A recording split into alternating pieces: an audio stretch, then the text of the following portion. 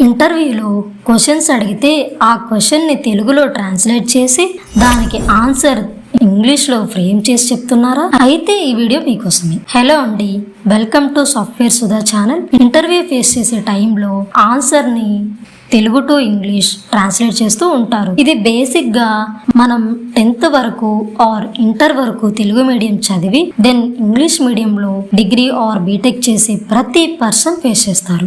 నేను కూడా ఫేస్ చేశాను, బట్ దాని నుంచి ఓవర్కమ్ చేశాను. సాఫ్ట్వేర్లో ఎంటర్ అయ్యాను. ఎక్స్పర్ట్ అని చెప్పాను, కానీ నాకు వచ్చిన వరకు బాగానే పర్ఫామ్ చేస్తాను. నేను ఇప్పుడు చెప్పిన రీజన్స్ 90% ఆఫ్ పీపుల్కి ఇలాగే జరుగుతుంది. అయితే మరి ఎలా ఓవర్కమ్ చేయాలో ఇప్పుడు తెలుసుకుందాం. ఫస్ట్ థింగ్, ట్రాన్స్లేట్ చేయటం ఆపేయాలి. ఇంగ్లీష్ని ఇంగ్లీష్లోనే అర్థం చేసుకోవాలి. నెక్స్ట్, ఇంగ్లీష్లోనే థింకింగ్, టాకింగ్, రీడింగ్, వాచింగ్ చేయాలి. కన్సిస్టెంట్గా చేయాలి. ఓకేనా?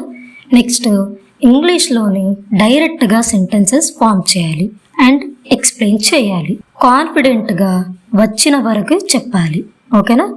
సో ఫస్ట్ ట్రాన్స్లేట్ చేయటం ఎలా ఆపాలి?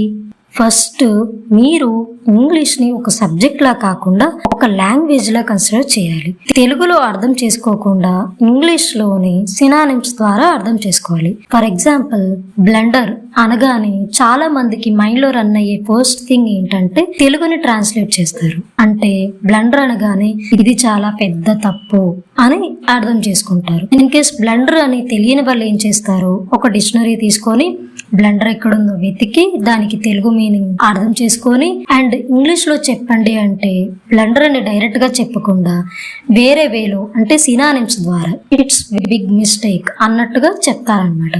సో అదేదో మనము బ్లండర్ అనగానే డైరెక్ట్ గా ఇంగ్లీష్ డిక్షనరీ ఓపెన్ చేసి ఇంగ్లీష్ సినానిమ్ ఏంటో చూసి ఆ సినానిమ్ ని మనం అడాప్ట్ చేసుకుంటే అప్పుడు మనం ట్రాన్స్లేషన్ అనేది తగ్గిపోతుంది కదా. సో అలా ఎందుకు ఆలోచించట్లేదు? ఇక నుంచి అలా చేయండి. ఓకేనా? నెక్స్ట్, ఇంగ్లీష్ని ఇంగ్లీష్లోనే ఎలా అర్థం చేసుకోవాలి అంటే గ్రామర్ వేలో కాకుండా ఒక కమ్యూనికేషన్ వేలో అర్థం చేసుకోవాలి.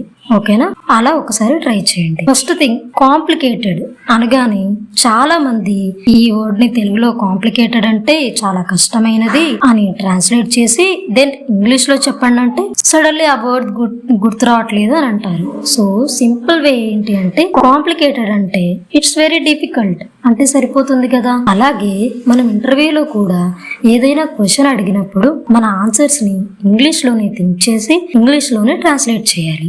ఓకేనా? నెక్స్ట్, ఇంగ్లీష్ లోనే థింకింగ్, టాకింగ్, రీడింగ్, వాచింగ్ చేయాలి. సో ఫస్ట్ థింగ్ ఏం చేయాలంటే English movies with English sub titles తో స్టార్ట్ చేయాలి. ఓకేనా?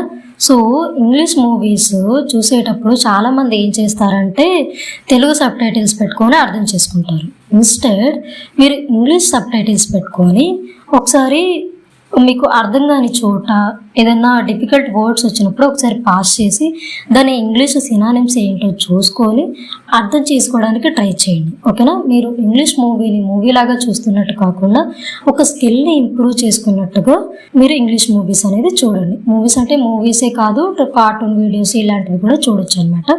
And next, reading. ఏదైనా బుక్స్, ఇంగ్లీష్ బుక్స్ కావచ్చు, న్యూస్ పేపర్స్ కావచ్చు, అలాగే మోస్ట్ ఇంపార్టెంట్ మీరు ప్రిపేర్ అయ్యే స్కిల్స్ ఉంటాయి కదా, అవి ఇంగ్లీష్లోనే చదవడం ట్రై చేయండి. అండ్ నెక్స్ట్, మాట్లాడటానికి ట్రై చేయండి. ఓకేనా? సో ఫస్ట్ మాట్లాడడానికి ట్రై చేయండి అనగానే చాలా మంది ఎవరైనా నవ్వుతారేమో, ఏమైనా అనుకుంటారు అని ఆలోచించకండి. ఓకేనా? మీరు స్కిల్ పెంచుకుంటున్నారు అని కాన్ఫిడెంట్ గా మాట్లాడండి. ఆ వేలోనే మీరు థింక్ చేయండి. ఎవరేమన్నా ఏమీ పట్టించుకోవద్దు. వన్స్ మీరు ఫ్లూయెంట్ గా ఇంగ్లీష్ లో మాట్లాడినప్పుడు అవన్నీ గుర్తొచ్చినప్పుడు మీరే నవ్వుకుంటారు. ఓకేనా? మీకు కో లర్నర్ ఎవరు లేకపోతే మీరు ప్రిపేర్ అయ్యే టాపిక్స్ కి బయటకు ఎక్స్ప్లెయిన్ చేయండి. ఓకేనా? మీరు ఏదైనా స్కిల్ ప్రిపేర్ అవుతున్నారు అనుకోండి, for example what is Python, what is SQL, ఇలా క్వశ్చన్స్ వచ్చినప్పుడు మీరు దాన్ని ఇంగ్లీష్ లో ఇంట్రడక్షన్ ఇవన్నీ చదువుతారు కదా, ఆ చదివినవి మీ ఓన్ లాంగ్వేజ్ అంటే మీ సింపుల్ ఇంగ్లీష్ ని దాంట్లో ట్రాన్స్లేట్ చేసుకొని చెప్పాలన్నమాట. అంటే ఇంగ్లీష్ లోనే మీరు ట్రాన్స్లేట్ చేసుకొని సింపుల్ వేలో మీరు ఎక్స్ప్లెయిన్ చేయడానికి ట్రై చేయండి. అంటే బయటికి మాట్లాడండి, రికార్డ్ చేసుకోండి, రికార్డ్ చేసుకొని ఒకసారి వినండి. విన్నప్పుడు మీకు అర్థమవుతుంది మీరు ఎక్కడ లాగ్ అవుతున్నారు, ఎక్కడ స్టక్ అయిపోతున్నారు, మీకు ఏమైనా వర్డ్స్ ని వెతుక్కోవడానికి ట్రై చేస్తున్నారా, ఇవన్నీ తెలుస్తాయి అన్నమాట. సో ఇది ఇన్స్టంట్ గా జరగదు. మీరు 1 by 1 అంటే డే బై డే మీరు ప్రాక్టీస్ చేసే కొద్దీ ఇలాంటివి మీకు అర్థమవుతాయి. ఓకేనా? ఏదైనా సరే ఒక్క స్టెప్ తోనే స్టార్ట్ అవుతుంది, అది మాత్రం గుర్తుపెట్టుకోండి. 1000 మైళ్ళ దూరమైన ఒక్క అడుగుతోనే ప్రారంభమవుతుంది. ఓకేనా? అలా మాట్లాడండి అని చెప్పాను కదా అని బట్లర్ ఇంగ్లీష్ మాత్రం మాట్లాడకండి. ఎందుకంటే మీకు వచ్చిన కాస్త కమ్యూనికేషన్ కూడా మీ బట్లర్ ఇంగ్లీష్ యూజ్ చేయటం వల్ల అది కూడా వెళ్ళిపోతుంది, అది కూడా పోతుంది అనమాట. ఓకేనా? అలా మాత్రం అస్సలు చేయకండి. నెక్స్ట్ వచ్చేసి ఇంగ్లీష్ లోనే డైరెక్ట్ గా సెంటెన్సెస్ ని ఫార్మ్ చేయాలి యూజింగ్ విత్ సినానిమ్స్. ఇది పాసిబుల్ అవుతుంది. ఓకేనా? చిన్నప్పటి నుంచి మనం సినానిమ్స్, యాంటానిమ్స్ ఇవన్నీ నేర్చుకున్నాం కదా, అవే ఇక్కడ హెల్ప్ అవుతాయి. ఓకేనా? For example, the meeting has been postponed అనగానే మన మైండ్ లో ఫస్ట్ థింగ్ రన్ అయ్యేది ఏంటి? మీటింగ్ పోస్ట్ పోన్ అయింది. ఇంకొంతమంది అయితే మీటింగ్ వాయిదా పడింది. సో ఇలా థింక్ చేసుకుంటారు అన్నమాట, ఇలా ట్రాన్స్లేట్ చేసుకుంటారు. అప్పుడు ఏం చేస్తారంటే ఒక్కసారి ఇలా చెప్పండి, ద మీటింగ్ గాట్ డిలేడ్. అయిపోయింది కదా, సరిపోతుంది. డిలేడ్ అంటే ఏంటి? పోస్ట్ పోన్ అయినట్టే కదా. సో మీరు పోస్ట్ పోన్ అని చెప్పలేకపోతే డిలే అని చెప్పొచ్చు, లేదా the meeting got delay to next day. అలా ఫుల్ మీనింగ్ వచ్చేటట్టు మీరు ఒకసారి అర్థం చేసుకోండి. అలా మీరు ఎప్పుడైతే ఇంగ్లీష్ నుంచి ఇంగ్లీష్ లో ట్రాన్స్లేట్ చేసుకున్నారు అంటే విత్ సినోనిమ్స్, మీకు చాలా సింపుల్ గా ఈజీగా మీ కమ్యూనికేషన్ అనేది బిల్డ్ అయిపోతుంది. ఓకేనా? ఇలా అయితే ఒకసారి ట్రై చేయండి. అండ్ ఫైనల్ థింగ్ ఏంటంటే కాన్ఫిడెంట్ గా వచ్చిన వరకే చెప్పండి. ఓకేనా? సో చాలా మంది ఏం చేస్తారంటే మంచి మంచి వర్డ్స్ చెప్పాలి, నా కమ్యూనికేషన్ చాలా బాగుండాలి, బాగా చెప్పాలి అనుకొని టైం వేస్ట్ చేస్తారనమాట.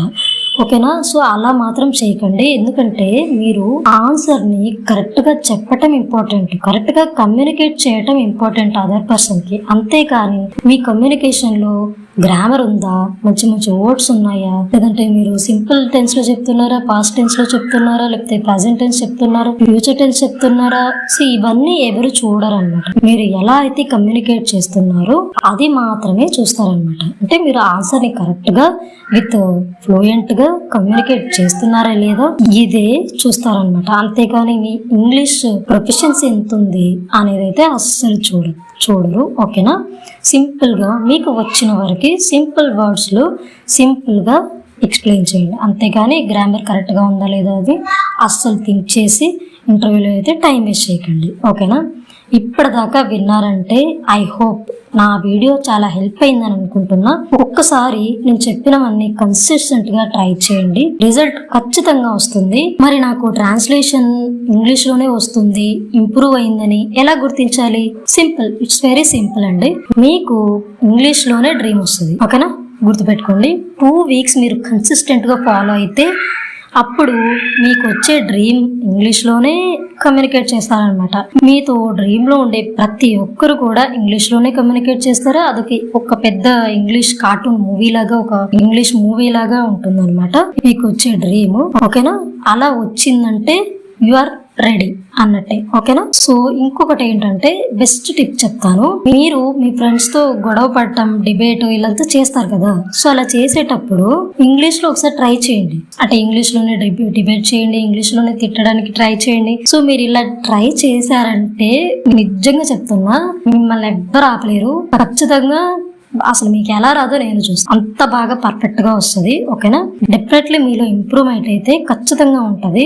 ఫైనలీ ఒకసారి రీకాప్ చేసేద్దాం. ట్రాన్స్లేట్ చేయటం ఆపేయాలి. నెక్స్ట్ ఇంగ్లీష్ లోని సినానిమ్స్ వేస్ లో అర్థం చేసుకోవాలి. ఇంగ్లీష్ లోని thinking, talking, reading, watching consistent గా చేయాలి. ఇంగ్లీష్ లోని డైరెక్ట్ గా సెంటెన్సెస్ ని ఫార్మ్ చేయాలి విత్ సింపుల్ ఇంగ్లీష్. కాన్ఫిడెంట్ గా చెప్పాలి, ఎంత వరకు వచ్చో అంతవరకు కాన్ఫిడెంట్ గా చెప్పాలి. డిబేట్ కూడా ఇంగ్లీష్ లోనే చేయాలి. అండ్ ఫైనల్లీ మీకు ఇంగ్లీష్ లో కనుక డ్రీమ్ వచ్చింది అంటే డన్, యు ఆర్ రెడీ అన్నట్టు. ఓకేనా? సో ఇప్పటిదాకా చూసారంటే నా వీడియో చాలా హెల్ప్ అయిందని అనుకుంటున్నాను. సో ఈ వీడియోని మీ ఫ్రెండ్స్ అండ్ ఫ్యామిలీ మెంబర్స్ కి షేర్ చేసి సపోర్ట్ చేయండి. And thank you for watching. Please share, like and subscribe. Thank you.